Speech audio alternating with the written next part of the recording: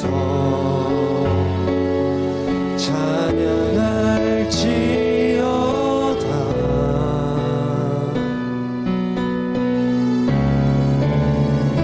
주 승리 우리에게 주셨도다. 모든 원수 물리치셨네. 엎드려 절하세.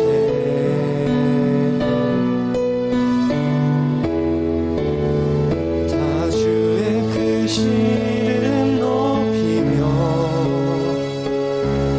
우리에게 행하신 위대한 일 감사세. 오 주의 신실하신 그 사랑 온 땅과 하늘 위에 계셔 홀로 영원하신 이름. 하늘의 문을 여소서. 하늘의 문을 여소서. 이곳을 주목하소서. 주를 향한 노래가 꺼지지 않으니 하늘을 열고 보소서. 이곳에 임재하소서. 주님을 기다립니다. 기도의 향기가 하늘에 닿으니 주여 임재하여 주소서.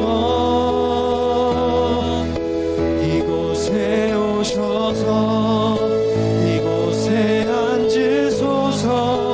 이곳에서 드리는 예배를 받으소서. 주님의 이름만이 오직 주의 이름만 이곳에 있습니다. 하늘의 문을 여소서. 하늘의 문을 여소서. 이곳을 주목하소서. 주를 향한 노래가 꺼지지 않으니 하늘을 열고 보소서. 이곳에 임재하소서. 주님을 기다립니다. 기도의 향기가 하늘에 닿으니 주여 임재하여 주소서. 이곳에 오셔서 이곳에 앉으소서. 이곳에서 드리는 예배를 받으소서. 주님의 이름만이 오직 주의 이름만 이곳에 있습니다. 이곳에 오셔서 이곳에 앉으소서. 이곳에서 드리는 예배를 받으소서. 주님의 이름만이 오직 주의 이름만 이곳에 있습니다. 할렐루야. 아멘. 방금 우리가 찬양한 것처럼 주님의 이름이, 주님의 영광이 이곳에 함께 계신 줄 믿습니다. 두세 사람이 내 이름으로 모인 곳에 나도 너희 중에 함께 하겠다 하신 말씀처럼 여러분 옆에, 여러분의 앞에, 여러분의 뒤에 주님이 앉아 계시다고 믿습니다. 그 주님과 함께 하나님을 예배하는 이 시간 되기를 바라겠습니다. 다 함께 일어나셔서 함께 찬양하심으로 주일 일부 예배를 하나님께 드리겠습니다.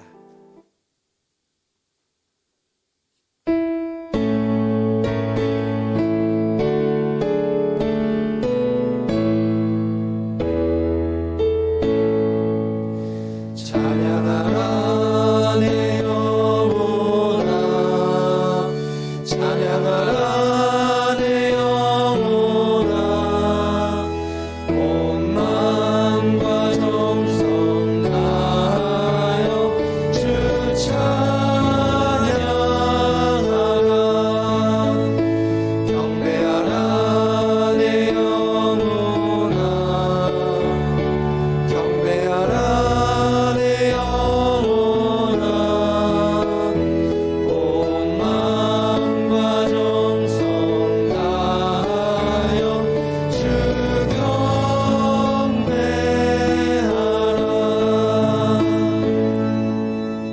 하나님이여 내 마음을 정하였사오니 내가 노래하며 나의 마음을 다하여 찬양하리로다. 아멘. 하나님, 이 시간 우리의 마음을 정합니다. 주님을 향하고 주님을 바라보며 주님을 의지하고 주님을 기대하며 이 예배의 자리에 나왔습니다. 우리의 예배를 받아주시고 우리를 부르셨사오니 우리에게 말씀하여 주시고 우리에게 은혜 베풀어 주시옵소서. 예배의 시종을 주님께 의탁하며 우리 구주 예수님의 이름으로 기도하옵나이다. 아멘.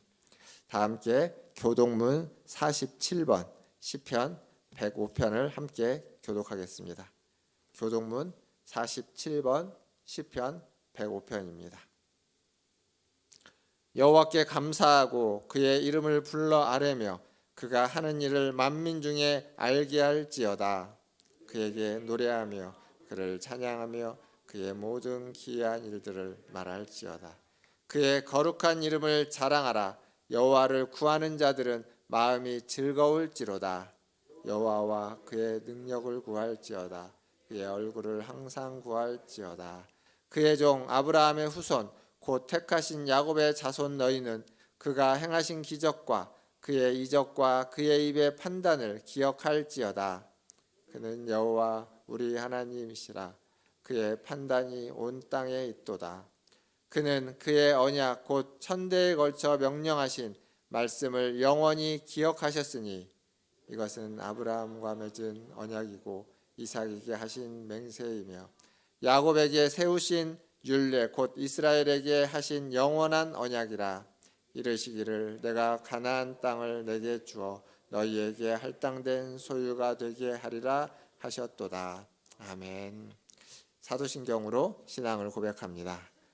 전능하사 천지를 만드신 하나님 아버지를 내가 믿사오며 그 외아들 우리 주 예수 그리스도를 믿사오니 이는 성령으로 잉태하사 동정녀 마리아에게 나시고 본디오 빌라도에게 고난을 받으사 십자가에 못 박혀 죽으시고 장사한 지 사흘 만에 죽은 자 가운데서 다시 살아나시며 하늘에 오르사 전능하신 하나님 우편에 앉아 계시다가 저리로서 산자와 죽은 자를 심판하러 오시리라.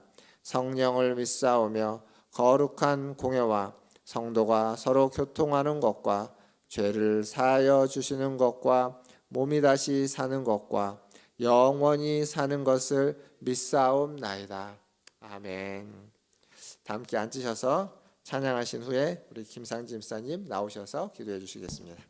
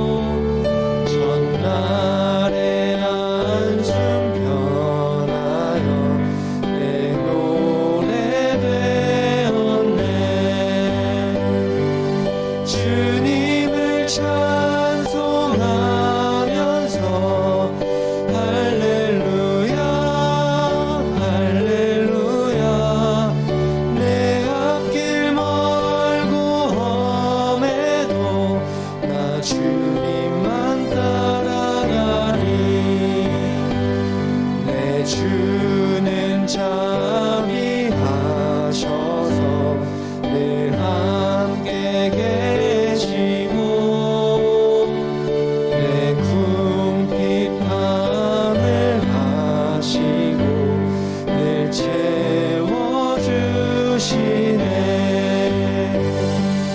주님을 찬송하면서 할렐루야 할렐루야. 내 앞길 멀고 험해도 나 주님만 따라가리. 내 주와 맺은 언약을 영불변하시니 그 나라 가기까지는 늘 보호하시네. 주님을 찬송하면서 할렐루야 할렐루야. 내 앞길 멀고 험해도 나 주님만 따라가리.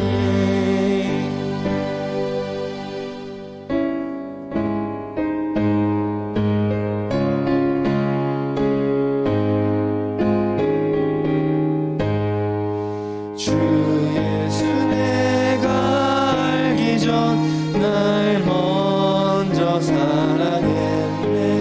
그 크신 사랑 나타나 내 영혼 거듭났네. 주 내 맘에 늘 계시고 나 주의 안에 있어. 저 포도 비유 같으니 참 좋은 나의 친구.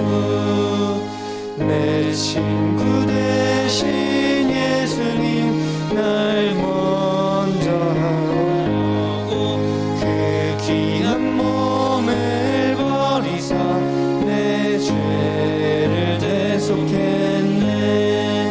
나 주님을 늘 믿으며 그 손을 의지하고 내 몸과 마음을 바쳐서 끝까지 충성하리. 내 진실하신 친구여 그 은혜 내려주사 날 항상 보호하시고 내 방패 되옵소서. 그 풍성한 참 사랑을 네 능히 끊을 소냐. 날 구원하신 예수는 참 좋은 나의 친구.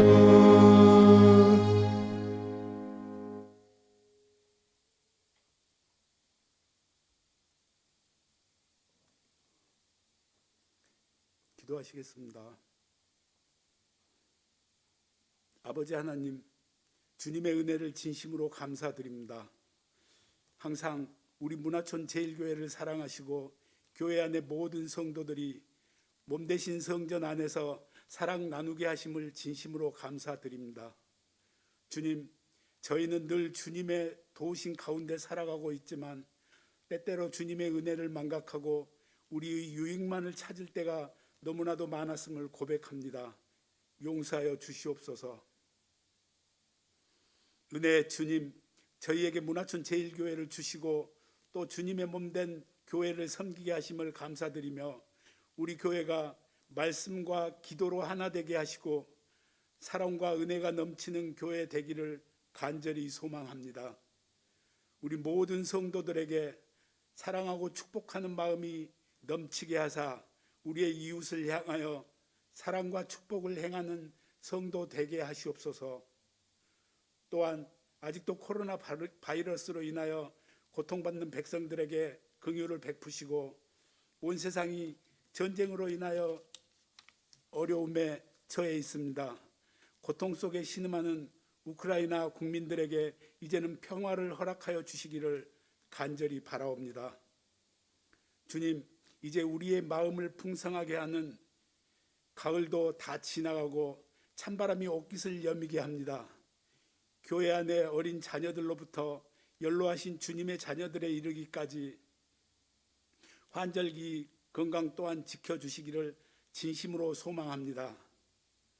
권능의 주님, 담임 목사님 위에 함께하사 건강으로 축복하시고 말씀으로 강건하게 하시며 성령 충만하게 하시옵소서.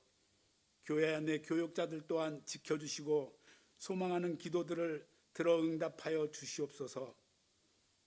위로의 주님, 늘 한결같은 마음으로 수고하고 봉사하는 교회 안의 권속들 위에 함께하사 위로해 주시고 오늘 이 시간 머리 숙여 예배드리는 모든 성도들이 은혜 충만한 시간 되게 하소서. 이들의 생활 속에서도 함께하사 주께 영광 돌리는 삶을 살게 하시기를 바라며 모든 말씀을 우리를 죄에서 건지신 예수 그리스도 이름으로 기도합니다. 아멘.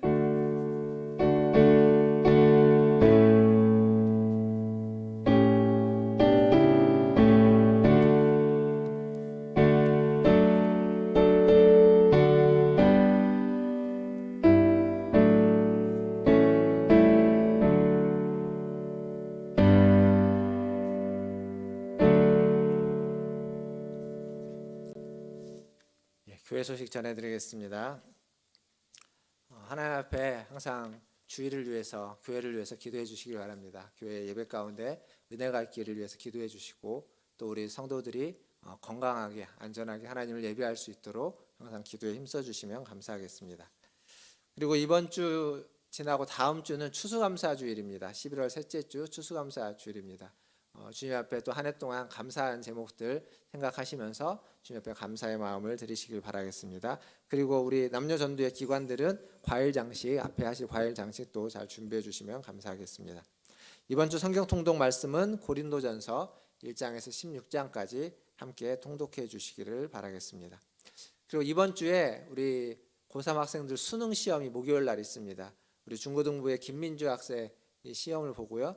그리고 우리 중고등부에는 나오지 않지만 우리 김영철 교사님 딸이 재수를 해서 수능을 보는 걸로 알고 있습니다. 우리 김희재 학생 또 수능을 봅니다. 그 외에도 여러분의 가족들 중에 혹은 친척 중에 또 손녀 손자들 중에 또 수능 보는 학생들이 있을 텐데 수능이 잘 치러지도록 기도해 주시고 한 주 동안 더욱더 그 기도에 힘써 주시면 감사하겠습니다. 그리고 지난주 수요일 날 저희가 김장을 했습니다. 김장을 아주 잘 했고요. 많은 분들이 오셔서 했습니다. 보시면 알겠지만 주보에는 실지 못했는데 김장에 도움을 주신 분들, 매년 이제 배추를 공급해 주시는 오성자 권사님을 포함해서 이렇게 한 10여 분이 또 함께 도움을 주셨습니다. 감사하고 명단 보시고 서로 격려해 주시고 감사 나눠 주시길 바라겠습니다. 주보를 다른 광고들은 참고해 주시고요. 하나님 말씀 보겠습니다. 오늘 우리에게 주시는 하나님 말씀은 누가복음 19장 1절에서 10절까지 말씀입니다. 누가복음 19장 1절에서 10절까지 말씀, 저 한 절씩 교독하겠습니다. 제가 먼저 1절 읽겠습니다.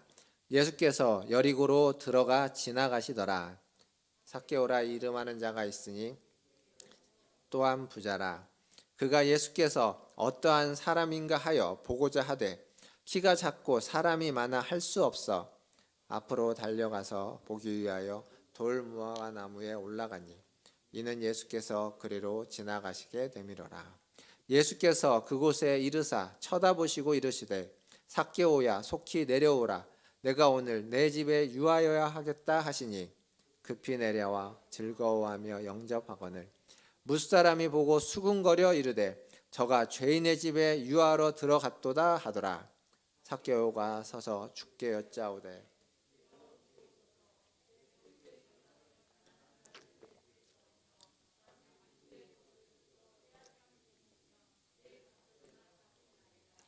예수께서 이르시되 오늘 구원이 이 집에 이르렀으니 이 사람도 아브라함의 자손임이로다.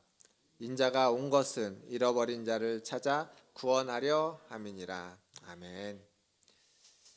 예, 우리 앞뒤에 계신 분들 보시면서 인사하겠습니다. 사랑합니다. 축복합니다. 사랑합니다. 축복합니다. 여러분은 개인 신상명세서를 만약에 쓴다고 하면 거기에 종교란에 뭐라고 적습니까? 기독교라고 썼죠. 종교와 기독교는 사실은 엄연하게 차이가 있습니다.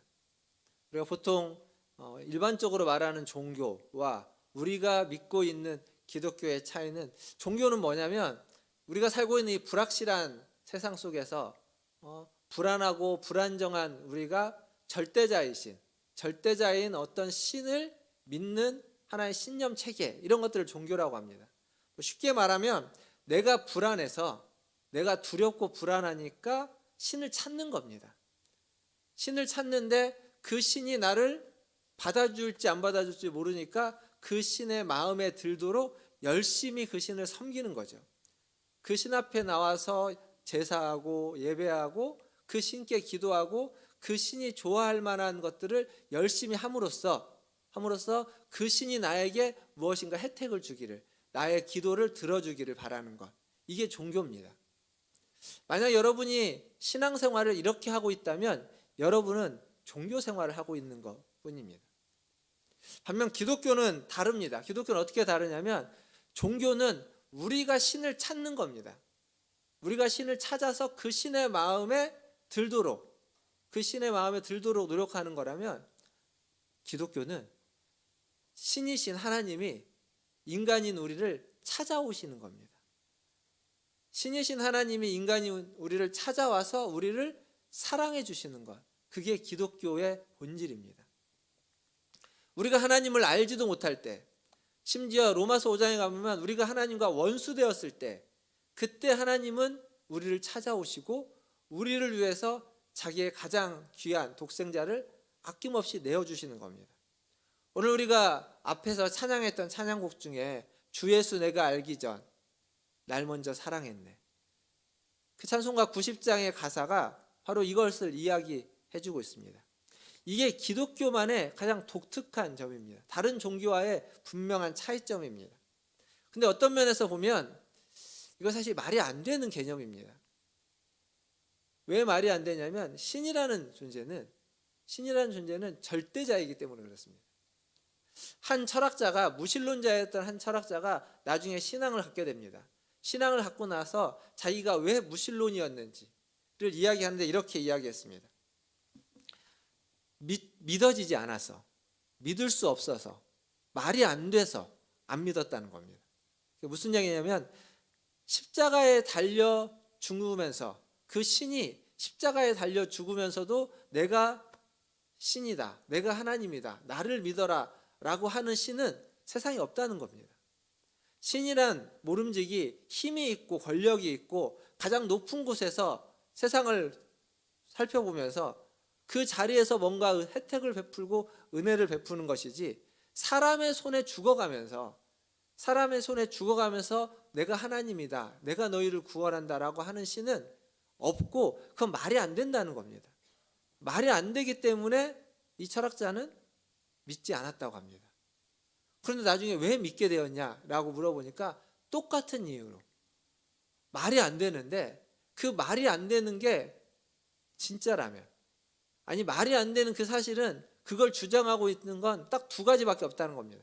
정신병자거나 아니면 진짜이거나. 정신병자이거나 진짜이거나 둘 중에 하나인데, 생각해 보니까 진짜일 수 있다는 겁니다.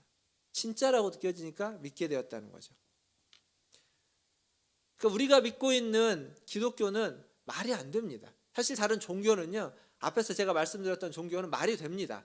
굉장히 합리적이고 설득이 됩니다. 내가 열심히 뭔가 지성이면 감천이라고 열심히 빌면 그 신이 우리의 그 정성을 봐가지고 우리에게 은혜를 베풀고 우리를 도와주는 것, 말이 됩니다. 합리적이고 아주 젠틀합니다.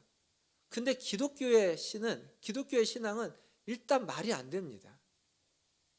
이렇게 할 수 없는 겁니다.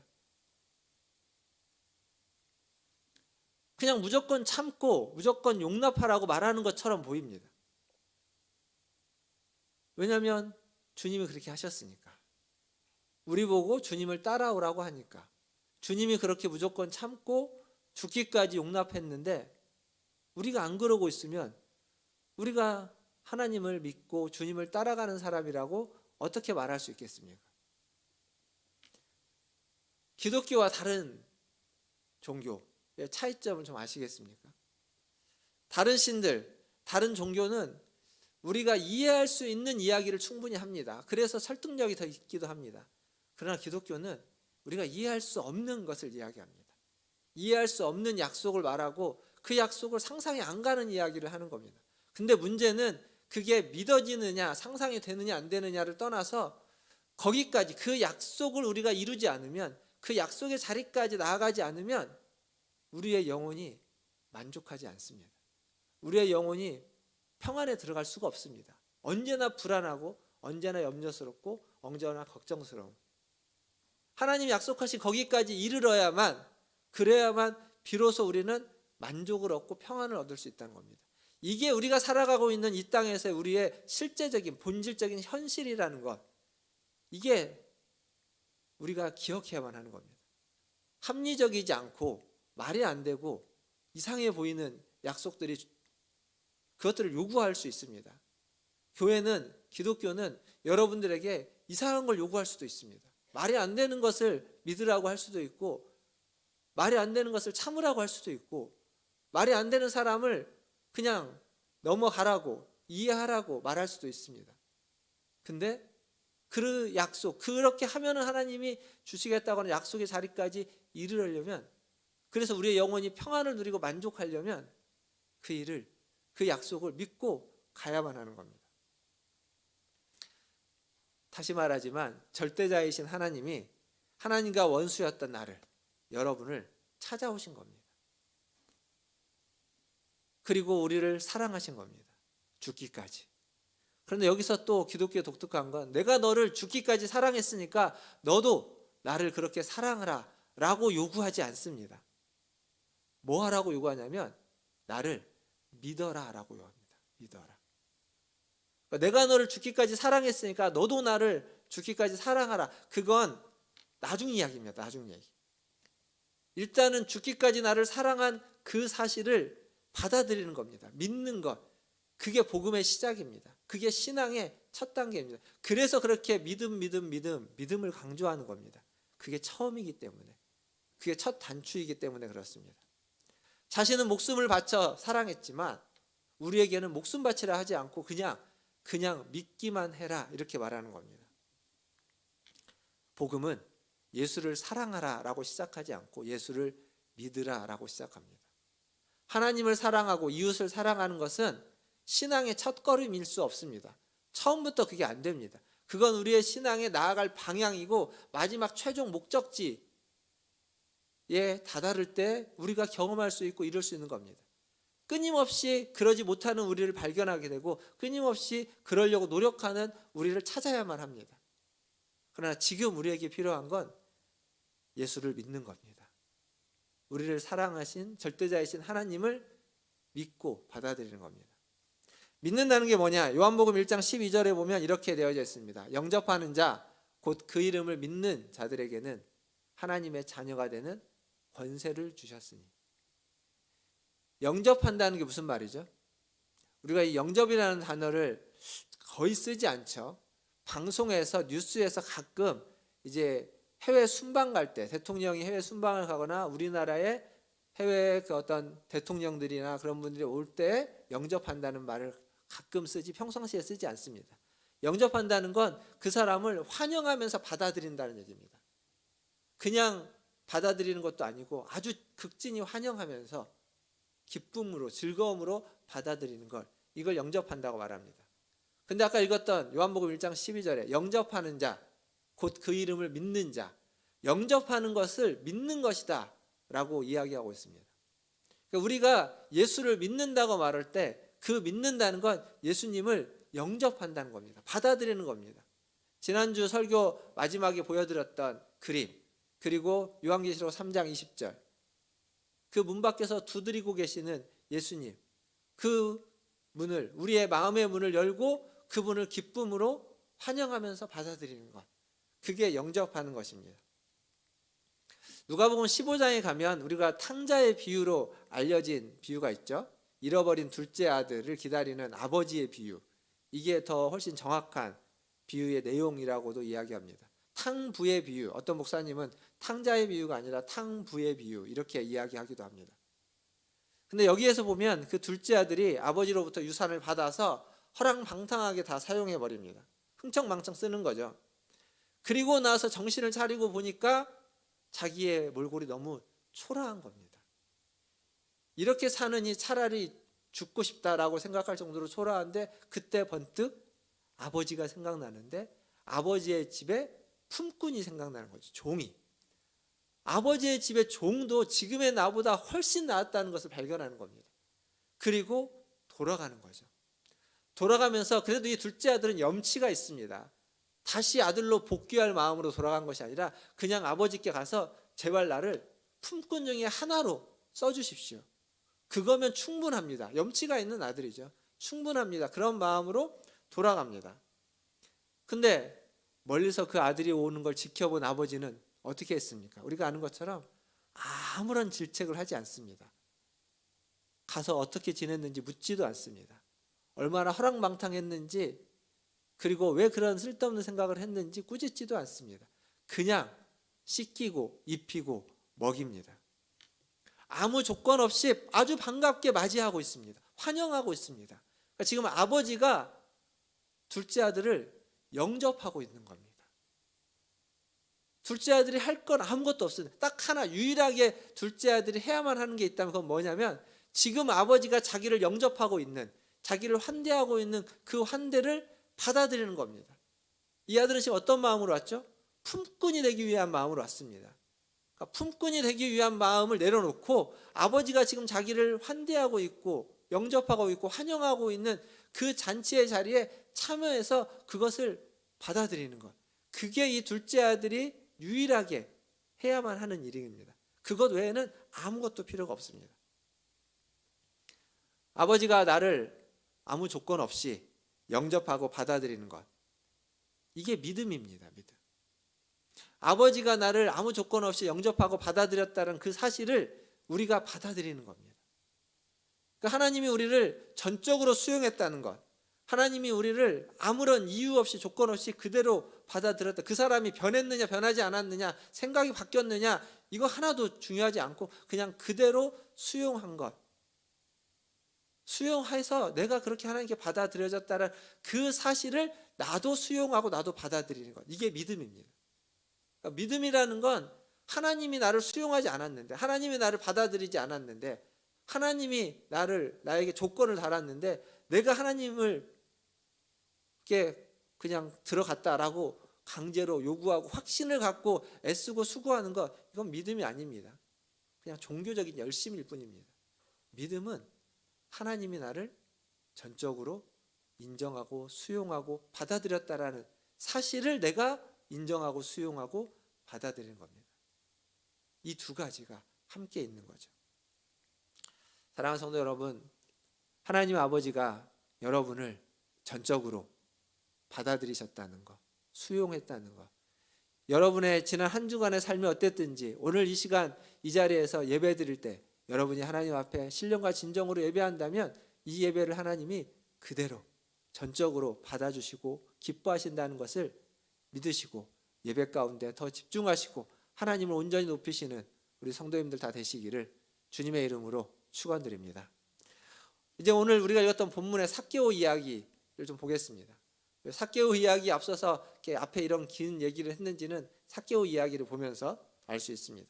삭개오 이야기는 우리가 1절을 보니까 삭개오라고 하는 아주 키가 작은 세리장이 있습니다. 이 세리장은 일명 매국노로 불립니다. 왜냐하면 자신의 동족이었던 유대인들의 세금을 받아다가 로마에 바치는 일을 하는 겁니다. 근데 세금을 받을 때 로마에 100만 원을 바쳐야 되는데 이 사람이 100만 원만 걷어들이지 않습니다. 1000만 원을 걷어들여서 그 중에 100만 원을 바치고 나머지는 자기가 착복하는 겁니다. 그러니까 매국노이면서도 유대인에게 착취하는, 유대인의 입장에서 봤을 때, 나라를 빼앗긴 유대인의 입장에 봤을 때는 가장 악질인 사람입니다. 그러니까 죄인이라고 불려지는 사람들 중에 대표적인 한 부류가 세리입니다. 근데 그 세리들 중에 세리장, 그러니까 그 세리들 중에 대표인 거죠. 장인 겁니다. 근데 이 삭개오가 키가 작았습니다. 예수님이 온다는 소식을 들었는데 한번 그도 보고 싶은 거죠. 근데 키가 작으니까 볼 수가 없으니까 저기 앞에 가가지고 올만한 길에 가서 나무 위에 올라간 겁니다. 예수님이 걸어가시다가 그 나무 밑에 이르러서 삭개오를 쳐다보고 그렇게 얘기하죠. 삭개오야, 속히 내려와라. 내가 오늘 너의 집에 유하여야 하겠다. 이 말을 듣고, 이 말씀을 듣고 삭개오는 아주 즐거워하면서 내려옵니다. 내려오고 예수님을 자기의 집으로 영접합니다. 사람들은 수군거리죠. 저가 죄인의 집에 들어갔다. 유숙하러 죄인의 집에 들어갔다. 그러니까 예수님을 존경하고 따랐던 사람들도 저기 들어가면 안 되는데 라고 하면서 어떻게 죄인의 집에 들어가서 먹고 잘 수가 있지? 라고 하면서 의심의 눈총이를 보내고 있을 그때 예수님은 그 집에 들어가서 이렇게 이야기합니다. 오늘 읽었던 말씀 9절에 보니까 오늘 구원이 이 집에 이르렀도다.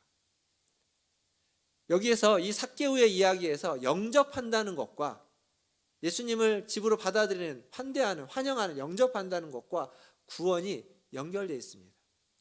물론 이 중간에 아까 요한복음 1장 12절처럼 영접하는 것은 믿는 것이기 때문에 믿음과 구원이 연결되어 있다 이렇게 이야기도 할 수 있습니다. 그럼 구원이라는 게 뭘까요? 사실 오늘 질문이 굉장히 좀 원초적이죠. 믿음이 뭘까요? 구원이 뭘까요? 다 아는 건데 다시 한번 오늘 말씀을 통해서 생각해 보기를 바랍니다. 구원이 뭘까요? 삭개오가 이제 예수님을 받아들였기 때문에, 영접했기 때문에 삭개오는 이제 죽어서 천국 갈 것이 확실하다라는 이야기일까요? 그러면 예수님이 지금 오늘 이 집에 구원이 이르렀도다 라고 하면 지금 오늘 이 집에 삭개오가 죽어서 천국에 간다라는 이야기일까요? 아니지 않습니까? 그런 말이. 삭개오 이야기에서 이 집에 구원이 이르렀다라고 이야기하면서 이어져서 나오는 말씀은 뭐냐면 이 삭개오도 이도 아브라함의 자손이다 라고 예수님이 말씀하십니다. 아브라함의 자손이다, 유대인이다라는 얘기죠. 삭개오가 유대인이 아니었던 적이 있을까요? 매국노로 불리긴 했지만, 죄인 중에 대표이긴 했지만 여전히 그는 유대인 중에 한 사람으로 있었습니다. 근데 예수님이 다시 그에게 너는 진짜 아브라함의 자손이다. 이게 뭘 의미하는 건가? 구원이 이르렀다라고 하면서 얘기해 주는 것. 결론적으로 할 때 이 말씀은 너는 이제야 비로소 하나님의 백성이 되었다. 하나님의 나라에 속한, 소속된 사람이 되었다라고 이야기하는 겁니다. 미국의 자유라는 것은요, 우리가 코로나 때 미국뿐만 아니라 서구권에서 많이 보여졌던 모습인데, 코로나 때 미국은 자기의 자유를 지키기 위해서 자기의 죽음을 용납하라라고 정부에 요구했던 데입니다. 자유가 그만큼 컸습니다. 근데 이 자유가 개인의 자유가 가장 최고의 가치입니다. 개인의 자유를 이상으로 삼고 부를 축적해서, 어떤 경제적인 부를 축적해 갖고 자기 자주적으로, 독립적으로 살아가는 것, 그들 이상적으로 생각하는 자유의 삶입니다. 근데 이 미국에서 이야기하는 이 자유와 유럽 쪽에서 이야기하고 있는 자유가 좀 다릅니다. 유럽은 미국보다 훨씬 더 오랜 역사가 있죠. 그 오랜 전통 속에서 자유는 뭐라고 이야기하냐면 어딘가에 소속되어서 보장받는 삶을 자유라고 말합니다. 그래서 유럽에서는 많은 자유를 누리려면 어딘가에 많은 곳에 소속돼야만 합니다. 더 많은 공동체에 소속돼서 그 공동체에서 보장받는 활동들을 많이 해 나갈수록 그의 자유가 확대되는 것이다라고 이해합니다. 똑같은 자유인데 완전히 다른 방향으로 나아가고 있다라는 겁니다. 하나 또 이야기 드리면, 독일에서 태어나서 홀로코스트라고 하는 2차 세계대전에서 그 죽음의 수용소에서 살아난 한나 아렌트라는 정치 철학자, 정치가가 있습니다. 그 사람이 썼던 책 중에 인간의 조건이라는 책이 있는데, 그 책에서 무슨 얘기를 하냐면, 현대인은, 지금 우리가 살고 있는 현대인은 사생활을 중요하게 생각합니다. 개인의 프라이버시, 사생활이 침해받지 않는 것이 굉장히 중요합니다. 그게 인간다운 삶의 가장 중요한 조건이다라고 말합니다. 그런데 고대 그리스도인들은 그렇게 생각하지 않았습니다. 사생활이 아닌 공적 생활, 공적인 생활이 가장 중요하다고 정반대로 생각했습니다. 그러니까 현대인들은 인간답게 살려면 사생활이 보장된 삶을 살아야 된다고 말하지만, 고대인들은 그리스인들은 인간답게 사는 것은, 그러니까 개인적으로 혼자 사람들과 함께 살지 않고 어우러지지 않고 공동체에 소속되지 않고 살아가는 그 개인의 삶은 바보 같은 삶이라고 취급했고, 어원적으로도 그렇습니다. 그렇게 취급했고, 그리고 인간다운 삶은 공적인 삶이다, 더 많은 사람들과 함께 사는 삶이다 라고 말하고 있습니다. 이게 그냥 고대 그리스인들의 이야기가 아니라 성경의 이야기이기도 합니다. 기독교가 성경이 말해주는 것과 같습니다. 성경과 교회는 언제나 항상 함께하는 삶을 강조합니다. 하나님과 1:1 관계에서의 믿음을 이야기하기도 합니다. 그러나 우리의 예배는 함께하는 예배입니다. 개인적인 예배가 아닙니다. 지금은 이제 큰 교회들 가고요, 새로 짓는 교회들에 가보면 간혹 그런 교회들이 있긴 하는데, 의자가 장의자가 아니라 개별 의자를 둔 데가 있죠. 미국 교회에도 오래된 전통 교회를 가면 장의자인데, 새로 지은 교회를 가보면 개인 의자들입니다, 다. 근데 이게 뭘 의미하냐면, 우리는 교회를 크게 새로 지어도 본당은 거의 대부분 장의자를 넣습니다. 근데 이게 무슨 차이인 줄 아십니까? 장의자는 의자 하나에 몇 명씩 앉을까요? 적으면 작은 데는 3명, 여기 앞에 이 자리 같은 경우는 한 5명쯤 앉을 수 있습니다. 끼어 앉으면 더 앉을 수도 있습니다. 그 얘기는 뭐냐면, 우리는 예배 자리를, 예배 당을 구성하는 그때부터 우리는 함께 예배를 드리기 위해서 예배당을 만들어 놓고 있습니다. 그렇게 구성하고 있고, 의자를 그렇게 세팅하고 있는 겁니다. 함께 앉아서 예배 드리기 위해서. 지금은 코로나 때문에 부득이야 여러분들이 좀 띄엄띄엄 떨어져서 앉아 있지만, 원래 우리가 가까운 사람은 같이 옆에 앉아서 항상 붙어서 앉았습니다. 그러니까 우리의 예배가 그렇게 구성되어 있고, 기독교 신앙은 언제나 함께하는 것을 가장 중요하게 생각하고 있습니다. 어딘가에 소속되어져 있다는 것, 그것이 가장 중요한 겁니다.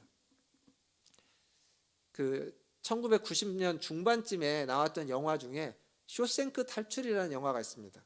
명절 때 TV에서도 많이 방영을 했던 영화인데, 그 영화에 보면 굉장히 생각을 많이 하게 되는 씬이 하나 있는데, 그게 뭐냐면, 그 교도소에 50년 동안 복역을 했던 브룩스라는 한 할아버지 죄수가 있습니다. 그 할아버지 죄수가 50년 만에 가석방으로 풀려납니다. 그래서 50년 만에 세상에 나옵니다. 교도소라는 곳은 우리의 자유를 억압한 곳이죠. 그래서 죄의 대가를 치르게 하는 곳입니다. 그러니까 교도소 밖으로 나가는 건 그들이 꿈꿔왔던 자유입니다. 근데 이 브룩스가 그렇게 꿈꿔왔던 자유를 얻어서 교도소 밖으로 나왔는데, 50년 전과 50년 후는 너무 달라 있는 겁니다. 너무 빠르고 너무 정신이 없고, 그래서 적응하지 못합니다. 적응하지 못하다가 나는 다시 교도소로 돌아가야 되겠다라고 해서 교도소로 들어가기 위해서 나쁜 짓을 하는데, 그것도 잘 안 됩니다. 그것도 잘 안 되자 결국 어떻게 선택하죠? 자살을 하지 않습니까? 자살을 하는 겁니다. 그 장면이 보여주는 건, 사람은 어딘가에 소속돼 있다라는, 그 사람들과의 친밀한 관계가 얼마나 중요한지를 말해주고 있는 겁니다. 사랑하는 성도 여러분, 구원이라는 것은 우리가 하나님께 속해 있다라는 것을 말해주는 겁니다. 하나님의 백성이다, 하나님의 나라에 속한 사람이다라는 겁니다. 내가 예수님을 영접하는 것, 그것이 믿는 것이라면, 내가 예수님을 영접했을 때 예수님도 나를 영접해 주시는 겁니다. 이게 순서가 바뀔 수도 있습니다. 예수님이 나를 먼저 영접했기에 내가 예수님 영접하는 순서가 바뀔 수도 있습니다. 그러나 어찌되었든 내가 그 안에 있고 그가 내 안에 있는 겁니다. 요한복음의 그 말씀이 지금 이런 얘기를 하고 있는 겁니다. 예수님이 내 안에 있고 내가 예수님 안에 있는 겁니다. 우리는 그렇게 연결되어 있고 그렇게 함께 하고 있다는 겁니다. 내가 하나님을 영접하는 순간 하나님도 나를 받아주시는 겁니다. 아니, 하나님이 나를 받아주셨기에 내가 그 하나님을 받아줄 수밖에 없는, 영접할 수밖에 없는 겁니다. 천국 가는 것의 핵심은 우리가 여기서 얼마나 종교생활, 신앙생활을 열심히 하느냐에 달려있지 않습니다. 그것은 내가 천국에 속해 있느냐, 속해 있지 않느냐에 달려있습니다. 천국에 속해 있다면, 내가 예수님을 영접해서 천국 백성이 되어 있다면 내 신분이, 내가 가지고 있는 주민등록증이 대한민국 국민인 것처럼 내게 주어진 영적인 신분증이 천국 백성이라면 내가 어디에 있든지 뭘 하고 있든지 혹 좀 잘못을 하고 있어도 상관없습니다. 잘못을 저지르다가 죽어도 내가 천국 백성이라면 나는 천국으로 귀환하게 됩니다. 외국에서 우리나라 백성이 죽으면요, 본국으로 송환합니다. 장례는 여기 와서 부득이하게 그게 안 되는 경우에 어떻게 다른 방법을 취하지만 최대한 할 수만 있으면 본국으로 송환해 옵니다. 마찬가지입니다. 우리가 천국 백성이면 걱정할 필요가 없는 겁니다.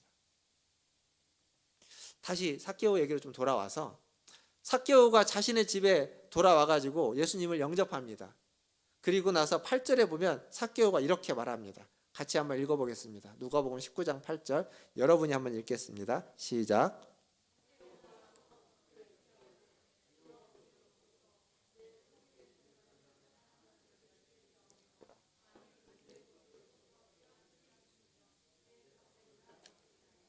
아멘.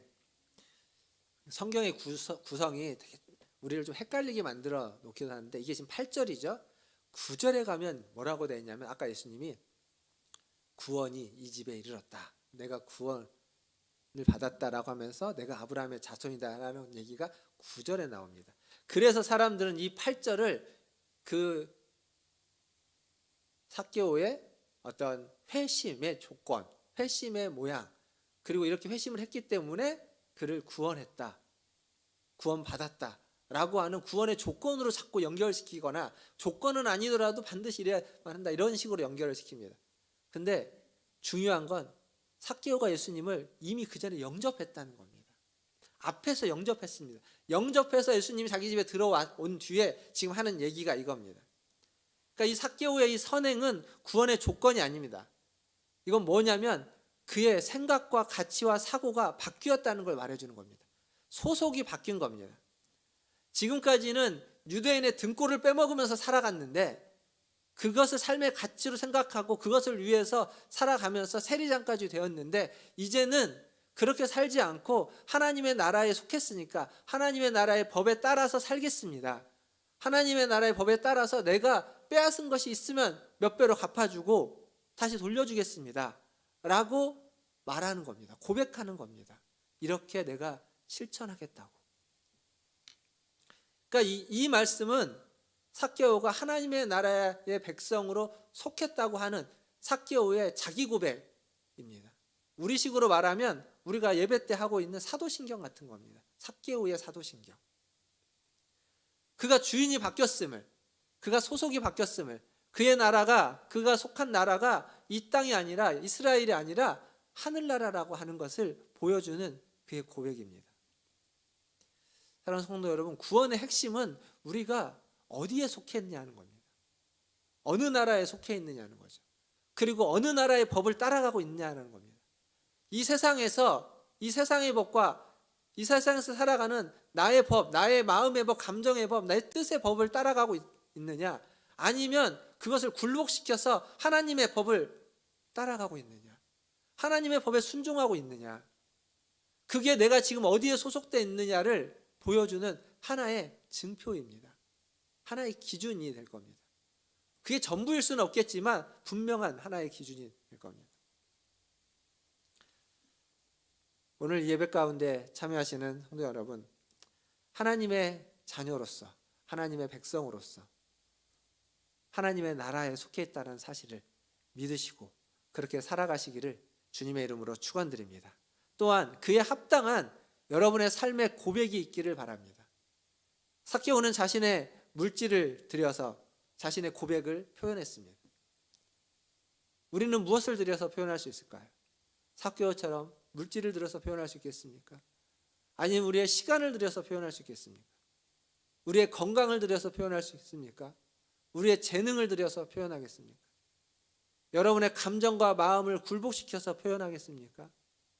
무엇으로 고백하고 무엇으로 표현하겠습니까? 그것이 무엇이 되었든 하나님의 나라의 백성으로 살아간다면 하나님의 법에 따라 우리에게 있는, 하나님에게 주신 수많은 것들 중에 어떤 하나라도 하나님의 법에 맞춰서 드리는 저와 여러분 다 되시기를 주님의 이름으로 축원드립니다. 말씀을 맺겠습니다. 말씀을 시작하면서 저는 기독교의 독특성에 대해서 이야기할 때 하나님이 우리를 먼저 사랑한 것이다 라고 말씀드렸습니다. 이게 기독교만의 독특성이죠. 아주 파격적인 사랑입니다. 다른 신, 다른 종교에서 찾아볼 수 없는 진리입니다. 그런데 이 진리에는, 이 사랑에는 무한한 위험성이 도사립니다. 무슨 얘기냐면 사랑은요, 그것 자체로 위험한 겁니다. 모험입니다. 부모님이 자녀를 먼저 사랑하죠.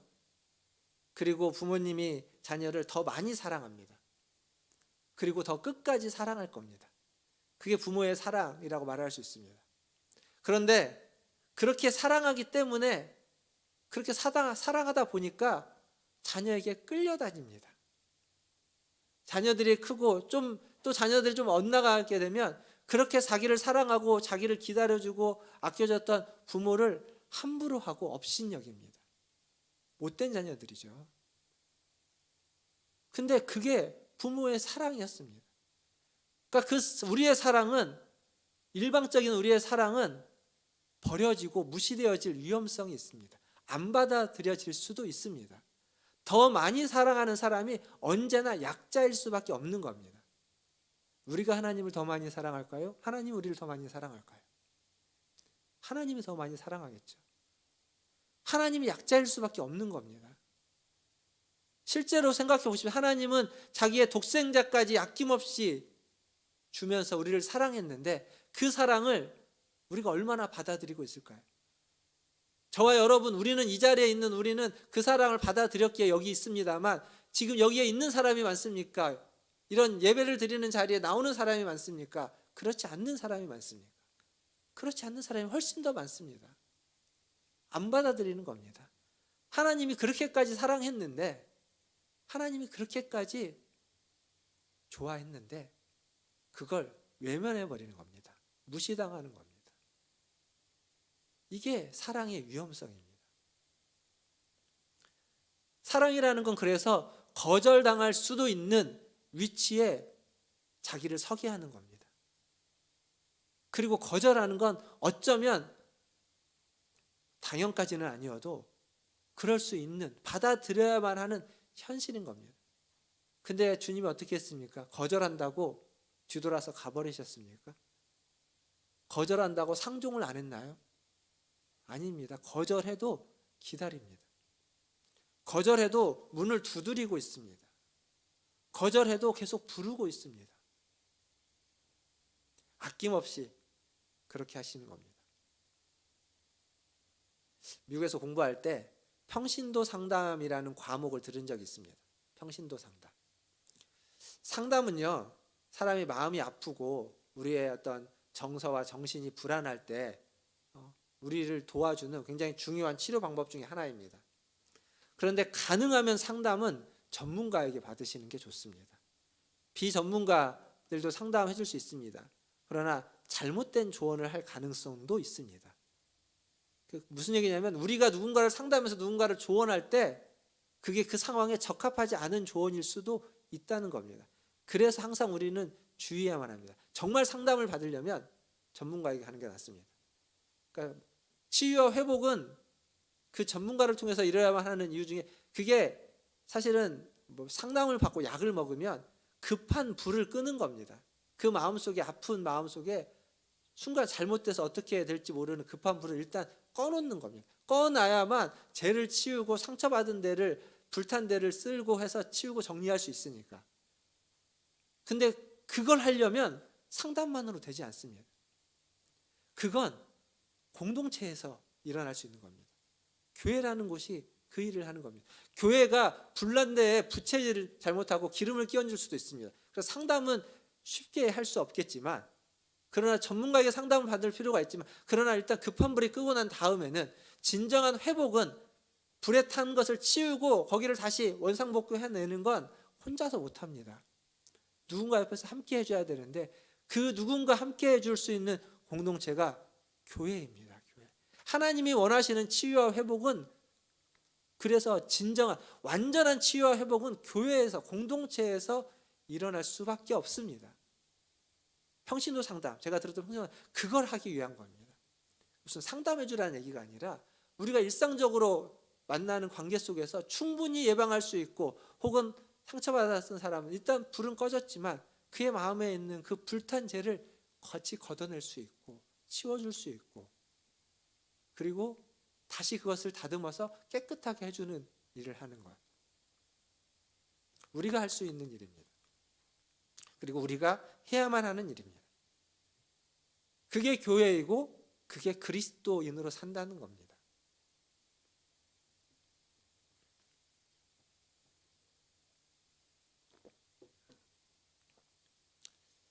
(10월 29일) 참사, 그 참사 앞에서 갑작스러운 가족들의 죽음, 친구의 죽음 앞에서 슬피 울지도 못하는 사람들이 있습니다. 어디선가 울겠지만 방송에서든 어디서든 그 가족들이 우는 모습을 본 적은 없습니다. 카메라가 안 잡아주는지 모르겠습니다. 근데 어쨌거나 어디선가 울겠죠. 또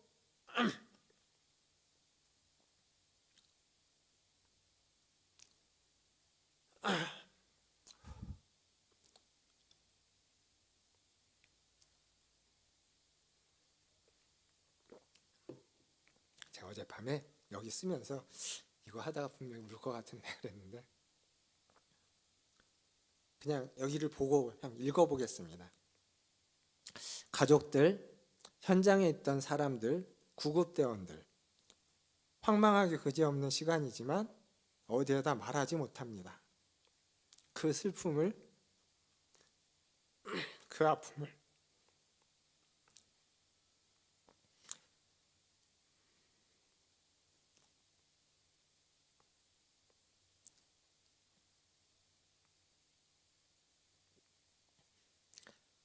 믿을 수 없는 그 사건을 속으로 누르고 또 누릅니다.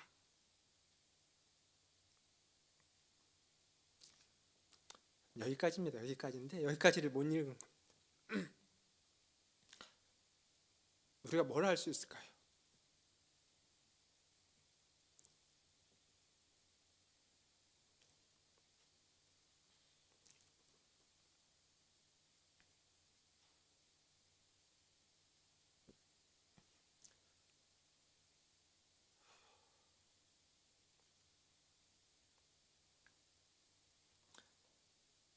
그냥 말없이 그런 사람이 있다면 옆에 앉아주시고 손잡아주시고, 그래주면 좋겠습니다. 그게 교회고 그게 그리스도인입니다. 기도하겠습니다.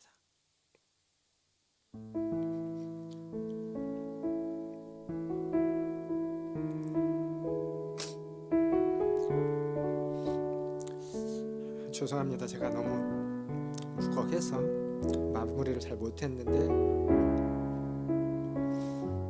하나님 우리를 먼저 사랑해 주셨습니다. 그리고 우리도 이제 그렇게 살아가야만 합니다. 다른 사람을 먼저 사랑하면서. 혼자서는 살 수 없습니다. 누군가가 필요합니다. 나에게도 필요하고 내 옆에 있는 사람에게도 필요합니다. 서로의 옆자리를 조용히 지켜주는 그러한 우리 지체들이 되면 좋겠습니다. 우리 같이 한 목소리로 잠시 기도하는 시간 갖겠습니다. 기도하겠습니다.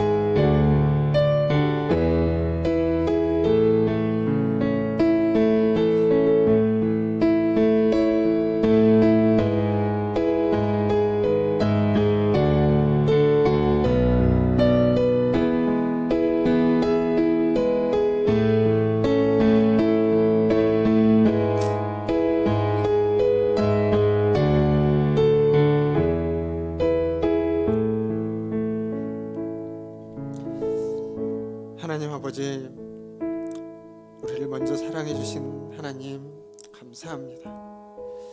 그 하나님을 믿고 이제 그 하나님을 영접하며 이제 우리도 하나님의 사랑을 따라서 다른 이들을 사랑하고 그렇게 하나님이 우리를 영접해 주셨다는, 받아 주셨다는, 사랑하셨다는 하나님 그 사실을 따라 살아가기를 원합니다.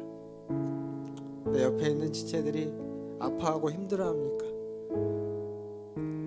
너무 성급하게 말하지 말고 우리의 입술을 닫고 우리의 손을 내밀어서 그의 손을 잡아주게 하시고 우리의 눈을 감고 그를 위해 함께 기도하며 눈물을 흘려주게 하여 주시고 그가 울 때 옆에 있어주겠다고, 그가 힘들 때 옆자리를 지켜주겠다고 그렇게 하나님 보여지게끔, 그렇게 느껴지게끔 하나님 옆에 있는 우리 문화천지교회 성도들이 다 되게 하여 주시옵소서. 감사하며 예수님의 이름으로 기도하옵나이다. 아멘. 우리 찬송가 545장 찬양하겠습니다.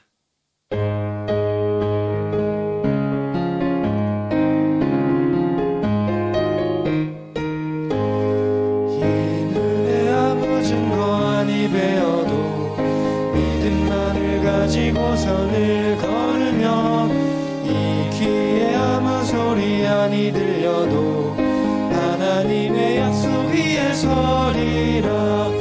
걸어가세 믿음 위에 서서 나가세 나가세 의심 버리고 걸어가세 믿음 위에 서서 눈과 귀에 아무 증거 없어도 어떠하든지 이미 얻은 증거대로를 믿으며 이 맘에 의심 없이 살아갈 때에 우리 소원 주 안에서 이루리. 걸어가세 믿음 위에 서서 나가세 나가세 의심 버리고 걸어가세 믿음 위에 서서 눈과 귀에 아무 증거 없어도 주님의 거룩함을 두고 맹세한 주 하나님 아버지는 참 이쁘다. 그 귀한 모든 약속 믿는 자에게 능치 못할 무슨 일이 있을까. 걸어가세 믿음 위에 서서 나가세 나가세 의심 버리고 걸어가세 믿음 위에 서서 눈과 귀에 아무 증거 없어도. 하나님, 주님을 믿으며 주님이 가신 그 길을 아버지 하나님 함께 걸어가게 하여 주시고 주님과 함께 또 우리 지체들과 함께 어느 곳이든지 의심하지 않고 아버지 하나님 주님을 따라갈 수 있는 우리 성도들이 되게 하여 주시옵소서. 하나님, 오늘 또 예배 자리에 나올 때 빈손으로 오지 않고 주신 물질 중 일부를 구별하여 주님께 드리게 하시니 감사합니다. 드려진 이 물질이 사용되는 그곳에 하나님의 교회를 세우시고 하나님의 백성인 그리스도인들을 아버지 하나님 세워주셔서 그들을 통하여 수많은 영접이 필요하고 위로가 필요하고 힘이 필요하고 회복이 필요한 자들에게 하나님 마음을 열어주고 손을 열어주고 손을 내밀어주고 아버지 하나님 시간을 내어주고 정성을 내어주고 아버지 하나님 우리의 물질을 나누어주며 하나님 우리의 힘을 나눠줄 수 있는 우리 문화전제일교회 성도들이 다 되게 하여 주시옵소서. 하나님 드린 손길 위에 함께하여 주시고 하나님 그 손으로 하는 일들마다 하나님의 은혜가 하나님의 뜻이 하나님의 나라가 임하게 하여 주시고 하나님 그의 삶을 통하여서 더 하나님이 영화롭게 될 뿐만 아니라 그도 하나님이 주시는 은혜와 복을 누리는 그러한 손길과 그러한 인생길이 되게 하여 주시옵소서. 복된 인생 살게 하여 주시고 할아버지 하나님 우리 성도들로 말미암아 하나님 다른 자들이 복을 받는 복의 근원 복의 통로가 되는 하나님 우리 문화제일교회 성도들 다 되게 하여 주시옵소서. 감사하며 우리 구주 예수님의 이름으로 기도하옵나이다. 아멘. 지금은 우리를 죄에서 구원하여 주신 우리 구주 예수 그리스도의 은혜와 하나님 우리 아버지의 지극하신 사랑하심과 성령 하나님의 위로교통 충만하심이 주의 말씀을 듣고 교회로서 그리스도인으로서 하나님의 백성으로서 살아가기를 간절히 소원하는 우리 고개 숙인 문화준재일교 성도들 위에와 그들의 자녀손들과 가정과 직장과 일터 위에 주의 복음을 들고 불철주야 사역하는 선교사님들과 사역자들 위해 코로나19와 12구 참사와 그리고 전쟁과 기근과 지진과 수많은 재난으로부터 도움의 손길이 필요하고 자비와 긍휼이 필요한 모든 이들에게 이제로부터 영원토록 함께 있을지어다. 아멘.